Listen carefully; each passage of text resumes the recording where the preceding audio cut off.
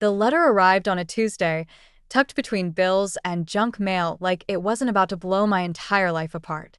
My mother's familiar handwriting jumped out at me immediately, which was impossible, since she'd been dead for 3 months.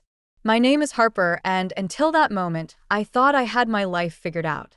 Good job, decent marriage, and enough stability to keep the existential dread at bay most days.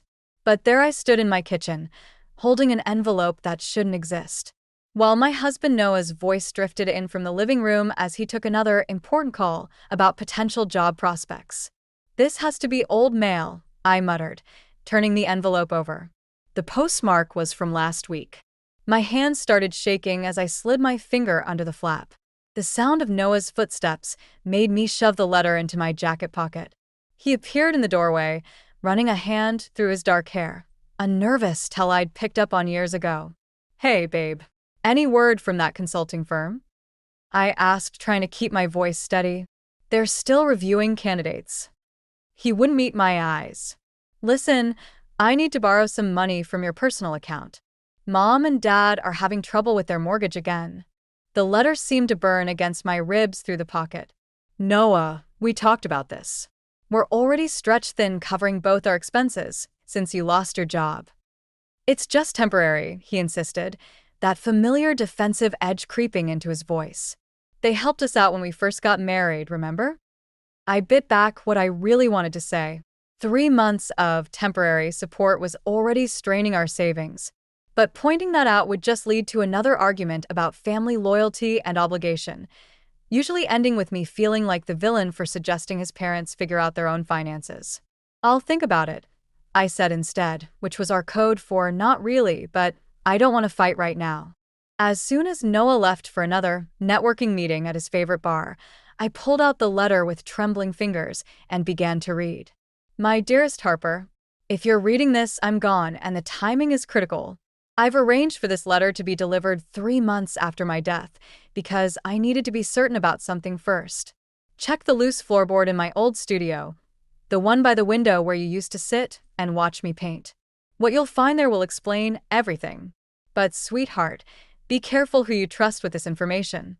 Sometimes the people closest to us have the most to gain from our silence. All my love, Mom." I sank into a kitchen chair, my mind racing. Mom's house, my childhood home, was sitting empty while I figured out what to do with it. Or at least it was supposed to be empty. But last week, I'd driven by and noticed lights on inside. I'd assumed it was just my imagination or maybe a timer I'd forgotten about. My phone buzzed with a text from Noah. "Having dinner with Mom and Dad. Don't wait up." I grabbed my keys before I could talk myself out of it. The drive to Mom's house took 20 minutes, each one filled with questions. What did she hide? Why wait 3 months? And why did her warning about trust make my stomach twist with dread? As I pulled up to the curb, my headlights swept across the front of the house and caught movement behind the living room curtains. Someone was definitely inside. I killed the engine and sat there, heart pounding, as a familiar car pulled into the driveway. Noah's car. The same one he was supposed to be taking to his parents' house across town. The porch light clicked on, and through the window, I saw my mother-in-law Evelyn's face, clear as day, inside my mother's house. I didn't confront them that night. Instead, I drove home in a daze, my mother's letter burning a hole in my pocket and questions burning holes in my mind. The next morning, I got ready for work like everything was normal. Like I hadn't caught my husband and his mother sneaking around my dead mother's house. The promotion announcement came during the morning meeting. My boss beamed as she told everyone I'd be taking over as head of financial operations. Under different circumstances, this would have been the highlight of my year. Now it felt like one more match being tossed onto an already smoldering pile of kindling. Noah was waiting at home when I got back, sprawled on the couch with his laptop. "How was work?" he asked, not looking up. "I got the promotion." I kept my voice neutral, watching his reaction. His fingers stopped typing. "Oh." Just that one syllable, heavy with something that wasn't quite congratulations. "Have you told Mom and Dad yet?" "Why would I tell your parents before telling you?" He finally met my eyes. "They're coming over for dinner tonight. I thought we could celebrate as a family." My stomach clenched. You invited them without asking me? Come on, Harper. They're just trying to be supportive. 2 hours later, I was setting the table while Evelyn hovered in my kitchen, rearranging my spice rack to make more sense. Every time I looked at her, I remembered her silhouette in my mother's window. Noah tells us you got a promotion, Walter said from his seat at the head of my table, a spot he always claimed without asking. That's quite a responsibility. Are you sure you're ready for that kind of pressure? I've been doing most of the work already, I replied, placing down the last fork with perhaps more force than necessary. The title just makes it official. Evelyn turned from the spice rack. But surely with Noah between positions right now, you'll want to focus more on supporting him? A wife's primary duty is to her husband, after all. I caught Noah's slight wince. He opened his mouth, probably to change the subject, but I was done playing nice. Actually, I said, my primary duty is to my career, which is currently supporting this entire household. The room went silent. Walter's face darkened, and Evelyn pressed her hand to her chest like I'd physically struck her. Harper, Noah warned quietly. No, let's talk about it, I continued, surprising myself with how steady my voice was. Let's talk about how I'm paying our mortgage, our bills, and somehow still finding money to help with your parents' expenses. Let's talk about why you were at my mother's house last night when you told me you were having dinner with them. The color drained from Noah's face. Evelyn's hand dropped from her chest, and her expression shifted from shocked to calculated. We were simply checking on the property, she said smoothly. As family, we feel responsible for helping maintain it while you're dealing with your grief. That's interesting, I replied, considering I never gave anyone permission to enter the house. Noah has a key, Walter cut in. And as your husband, as my husband, he has no legal right to that property. It's not in his name. Noah stood up suddenly. Can we discuss this later? In private. Why? I challenged. So, you can come up with better excuses? You're being hysterical, Evelyn said, her voice dripping with concern that didn't reach her eyes. This is exactly why we worry about you taking on too much responsibility. The stress is clearly affecting your judgment. I laughed, a sharp, bitter sound that seemed to startle everyone, including myself. My judgment is just fine. In fact, it's never been clearer. I pulled my mother's letter from my pocket and placed it on the table.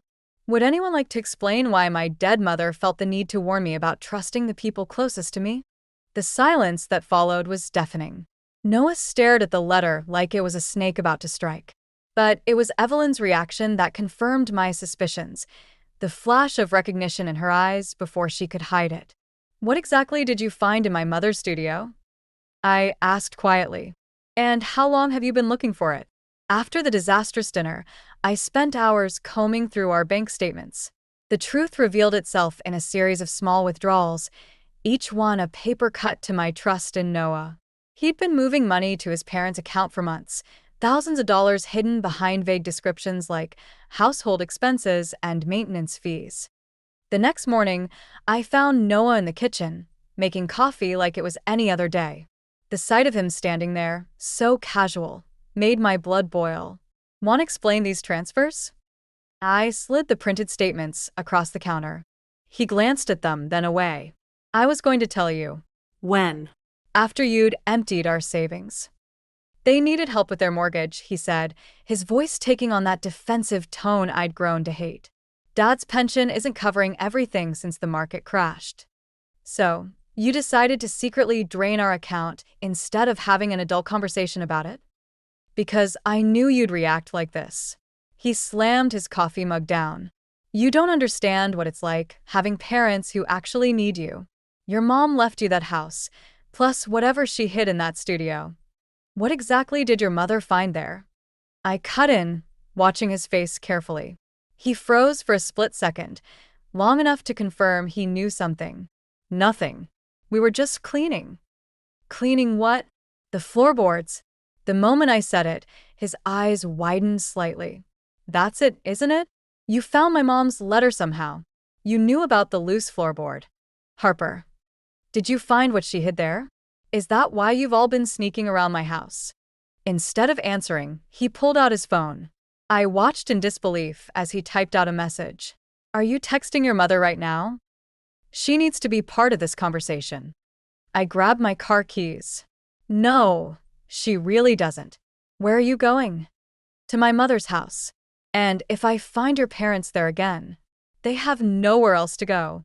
The words exploded out of him. The bank foreclosed on their house 2 months ago. They've been staying at Mom's place because… My mother's house, I corrected coldly. And what exactly is Mom's place? He ran his hands through his hair, a gesture that used to make me want to comfort him. Now, it just looked manipulative. Mom says she and your mother had an arrangement. Something about shared ownership or… I laughed, the sound harsh even to my own ears. My mother would never agree to that. She didn't even like Evelyn. That's not true. They were close. Mom has proof. What proof? But he was already texting again, probably warning them I was coming. I left him standing there, his excuses following me out the door. The drive to my mother's house felt different this time. Every memory of the past few months shifted, taking on new meaning. Noah's late-night networking meetings. The way Evelyn had pushed to help organize Mom's belongings after the funeral. The mysterious disappearance of some of Mom's paintings. When I pulled up to the house, Evelyn was waiting on the porch like she owned the place. Maybe in her mind, she did. Harper, dear, she called out, all sugary concern. Noah said you were upset. Let's talk about this rationally. I walked past her into the house, my house, and headed straight for the studio. The room still smelled like oil paints and turpentine, but something was off.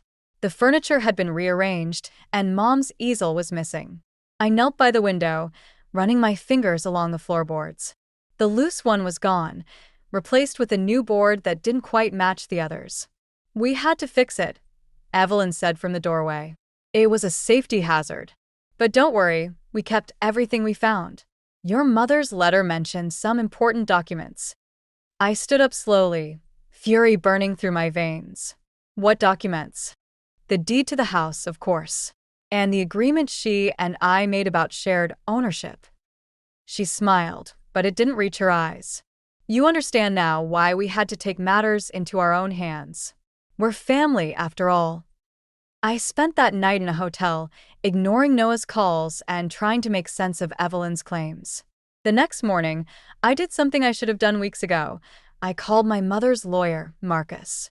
I was wondering when you'd contact me, he said, his voice grave. I've been trying to reach you about some concerning activity with your mother's accounts. My stomach dropped. What kind of activity? Someone's been attempting to access her safety deposit box using an old power of attorney document. The bank flagged it as suspicious since the document appeared to be dated after your mother's death. I gripped my phone tighter. Let me guess, Evelyn Prescott? You know about this? I'm learning more every day. I took a deep breath. Marcus, I need to know, did my mother ever make any agreement about shared ownership of the house with Evelyn? Absolutely not. His voice sharpened. In fact, your mother specifically amended her will 3 months before her death to ensure the house would be solely yours. She was quite insistent about keeping the Prescotts away from her property. I closed my eyes, remembering Mom's letter. Sometimes the people closest to us have the most to gain from our silence. Harper, Marcus continued, there's something else. Your mother left specific instructions about the contents of her studio. She said you'd know where to look. The floorboard's been replaced. Whatever was there is gone. Then we have a serious problem. Those documents weren't just about the house. Before he could explain further, my phone buzzed with a text from Noah. Coming to the hotel. We need to talk. Found something you should see. I have to go, I told Marcus. But I need copies of everything. The will, the amendments, all of it. I'll send them right over. And Harper, be careful. Your mother was worried about. About what? About how far certain people would go to protect their interests. 20 minutes later, Noah knocked on my hotel room door. He looked terrible, like he hadn't slept all night. Before you say anything, he started, pulling out a folder. You need to see these. Inside were photographs, dozens of them, of my mother and Evelyn together. shopping, having lunch, looking like close friends. The most recent ones were dated just weeks before Mom died. See? Noah's voice was almost pleading. They were friends. Mom wasn't lying about that. I picked up one photo, studying it carefully. These are fake. What? No, they're. My mother broke her wrist 6 months before she died. She wore a brace for weeks. I held up the supposedly recent photo. No brace. And her hair was different by then. These are old photos, probably from years ago, digitally dated to look recent. Noah's face fell, but Mom said, "Your mother is trying to steal my house, Noah. She forged documents, broke in, and took whatever my mom left in that studio. And you've been helping her." They needed somewhere to live. The foreclosure. Stop. My voice cracked. Just stop lying. I talked to Marcus. Mom specifically changed her will to keep your family away from the house. She knew something like this would happen. Harper, please. They're still my parents. We can figure something out. We. I laughed bitterly. There is no we anymore. You chose your side the moment you started emptying our accounts behind my back. His expression hardened. Fine. Then you should know Mom found documents in the studio. Legal papers that prove she has a claim to the house. If you force this, it'll get ugly. It's already ugly. I open the door. Tell your mother she has 24 hours to get out of my house before I file charges for breaking and entering, theft, and fraud. You wouldn't. I met his eyes. Try me. After he left, I checked my email. Marcus had sent the will documents, along with a cryptic message. Found something interesting in your mother's old financial records. Call me ASAP. My phone buzzed again, another text from Noah. Mom says to remember what happened to the paintings. I froze, suddenly understanding. The missing artwork, the forged documents, the desperate attempts to access Mom's safety deposit box. This wasn't just about the house. This was about what my mother had hidden and what the Prescotts would do to get it. Marcus's office was a maze of filing cabinets and leather-bound books. But what caught my attention was the painting on his wall, one of my mother's landscapes that had gone missing from her studio. Evelyn sold it to me last week, he said, following my gaze. Said she was handling the estate sale. I knew something wasn't right. I sank into the chair across from his desk. What did you find in the financial records? He pulled out a thick folder. Your mother was investigating Walter Prescott's old engineering firm. Specifically, their involvement in a series of construction projects that collapsed 10 years ago. 3 people died. My hands started shaking. What does that have to do with my mother? She was an artist, yes, but she also did forensic accounting work. She found evidence of fraudulent inspections, falsified safety reports, all signed off by Walter. The pieces started falling into place. That's what she hid in the studio. Proof of their corruption. And now they're desperate to find it. Marcus leaned forward. The statute of limitations on criminal charges has expired, but civil suits? Those could still bankrupt them. My phone buzzed. Noah again. We need to talk. Found a solution everyone can live with. They're trying to make a deal, I said. Marcus's expression darkened. Be careful. People who've covered up deaths once won't hesitate to do it again. I stood up. I need copies of everything. Already done. But Harper, there's more. Your mother's safety deposit box? It doesn't contain documents. It contains a key to a storage unit.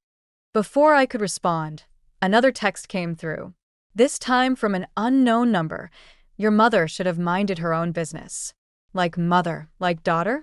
I showed Marcus the message. His face went pale. Your mother's death wasn't investigated thoroughly, he said quietly. The medical examiner ruled it natural causes, but what? She left me a letter too.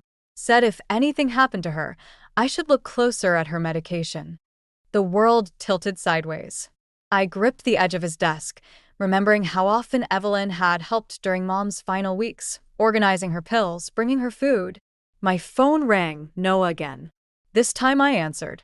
Come home, he said. Mom has a proposition. We can fix this. Fix what? The fraud? The theft? Or my mother's murder? There was a long pause. What are you talking about? Ask your parents about the construction projects. Ask them what really happened to my mother. Harper, you're not thinking clearly. Just come home. We can work this out as a family. Family? I laughed, the sound bordering on hysteria. Your family killed my mother. That's a serious accusation. A new voice said, Evelyn listening in. Be very careful about what you say next, dear. Grief can make people imagine terrible things. I thought about Mom's letter, her warning about trust, her final weeks of illness. 24 hours, I said. Get out of my house and return everything you took, or I'm going to the police with everything I have. You have nothing, Evelyn snapped, dropping her sweet facade. And if you're smart, you'll keep it that way. Some accidents are easier to arrange than others. The line went dead. I looked at Marcus, my hands still shaking but my mind suddenly clear. I need a forensic team at the house, I said. And I need to access that storage unit before they do. They'll be watching you. Let them. I pulled out my mother's letter, reading it again. Sometimes the people closest to us have the most to gain from our silence. I'm done being quiet. As I left his office, my phone buzzed one last time. Noah, don't make me choose between you and my family. I typed back 4 words. You already did. Goodbye. Then I turned off my phone and headed for the storage facility. It was time to finish what my mother started. The storage unit key felt heavy in my pocket as I pulled up to my mother's house. Something was wrong. The front door stood slightly open, and Noah's car wasn't the only one in the driveway. Walter's truck loomed like a threat. I called Marcus. They're here. The police are on their way. Don't go inside. But through the window, I could see them ransacking Mom's studio. Evelyn was pulling books from shelves while Walter attacked the walls with a hammer, looking for hidden compartments. And Noah was going through Mom's remaining paintings with a box cutter. I was through the door before I could stop myself. Get away from those. They all froze. Noah dropped the box cutter, looking guilty. But Walter and Evelyn's expressions were different, calculated, dangerous. Harper, Evelyn said smoothly. We were just doing some renovations. By destroying my mother's art? My voice shook. Or are you looking for more evidence of Walter's negligence? How many people died because of those falsified reports? Walter stepped forward, his face dark. You don't know what you're talking about. 3 families lost people they loved because you cut corners. And when my mother figured it out, she should have kept her mouth shut. Evelyn snapped. Just like you should. Noah moved between us. Everyone needs to calm down. Harper, we can work this out. Just tell us what's in the storage unit. The betrayal hit like a physical blow. You followed me to Marcus's office. We had to, he said, almost pleading. You're not thinking clearly. This could ruin everyone's lives. Your father already ruined lives. And your mother. I turned to Evelyn, rage burning through my fear. What did you put in her medication? How long did you plan it? Careful, dear. Evelyn's voice turned ice cold. Accusations like that could be dangerous. Grief can make people unstable. Accidents happen. Is that what happened to my mother? An accident. Walter stepped closer. Where's the storage unit key? The police are on their way. No, they're not, Noah said quietly. I saw you make that call. You were bluffing. The walls seemed to close in. I backed toward the door, but Walter was faster. He grabbed my arm, his fingers digging in painfully. The key, he demanded. Now. Let her go, Noah said, but his voice was weak, uncertain. Stay out of this, Walter snapped. You've done enough damage, letting her run wild like this. I twisted free, but Evelyn was behind me, blocking the exit. Think about Noah, she said. Do you really want to destroy his family? Just give us the key, and this can all go away. Like my mother went away? Something shifted in her eyes, not guilt, but satisfaction. She made her choice, just like you're making yours. I reached into my pocket, felt the key's metal edges. One move could end this. Give them what they wanted, walk away, pretend none of this happened. Save what was left of my marriage, my safety, my life. But I saw my mother's paintings in shreds on the floor. saw the hammer holes in her studio walls, remembered her final weeks, growing weaker while Evelyn helped with her medication. I pulled out my phone instead of the key. "What are you doing?" Walter demanded, sending evidence to every news outlet in the state. My fingers flew over the screen. "Mom's findings, Marcus's investigation, proof of your fraud." Walter lunged. The phone went flying. I heard it crack against the wall as his hands closed around my throat. "Dad, stop." Noah's shout seemed far away. "Get the key," Walter growled. Evelyn's hands were in my pockets as I struggled to breathe. She pulled out the key with a triumphant cry. Walter released me. I collapsed, gasping, as they rushed out. The sound of car engines starting filled the air. Noah stood frozen, looking between me and the door. "Help me," I wheezed. He took a step back. "I'm sorry." Then he was gone too, leaving me alone in my mother's ruined studio, surrounded by the wreckage of everything I'd believed in. My phone lay shattered nearby, the evidence unsent. And somewhere across town, they were heading for a storage unit that contained nothing but empty boxes, because my mother had taught me well. Sometimes the best revenge is letting your enemies think they've won. The real evidence was somewhere else entirely. And now I knew exactly what I had to do with it. The storage unit was empty, just as I'd planned. But I wasn't at the police station, where they'd expect me to go next. Instead, I stood in the gallery where my mother had held her last show, watching through the windows as Noah's car pulled up outside. They'd figured out soon enough. Mom's real evidence wasn't in a storage unit or hidden under floorboards. It was hanging right here, hidden in plain sight. Evelyn burst through the door first, her face flushed with rage. "Where is it?" "Look around," I said, gesturing to the paintings on the walls. Mom always said art reveals truth if you know how to look. Walter stormed in behind her, followed by Noah. "Stop playing games." "Not playing." I walked to the largest painting, the one Mom had finished just before she died. Did you ever wonder why she insisted this piece stay in the gallery? Why she made sure it was properly insured? They stared at the canvas, a seemingly abstract swirl of colors and shapes. But hidden within the chaos were documents, photographs, numbers. Mom had turned Walter's fraud into art, embedding the evidence in layers of paint and texture. "That's nothing but colors," Evelyn scoffed, but her voice shook. "The insurance company's forensic team disagrees. They've already documented everything. And the original documents?" I smiled. "Currently being reviewed by the district attorney." Walter lunged for the painting. I stepped between them. "Touch it, and the alarm triggers. Police response time is 3 minutes. "You're bluffing," Noah said. "Like you were bluffing about the police before." "Check your phone."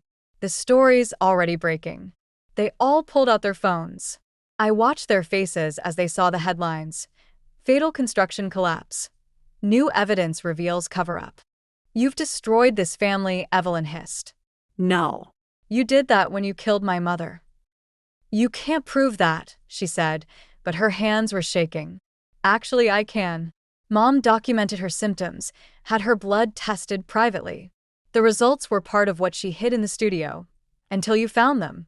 That's why you rushed to get rid of her paintings, wasn't it? Afraid she'd hidden more evidence in her art."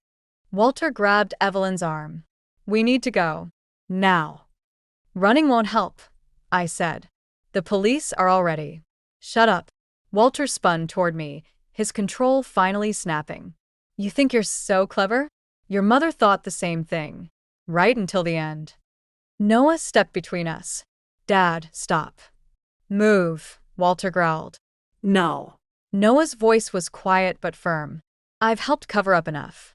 Evelyn's face contorted. "After everything we've done for you. You killed her mother." Noah's words cut through the air like glass.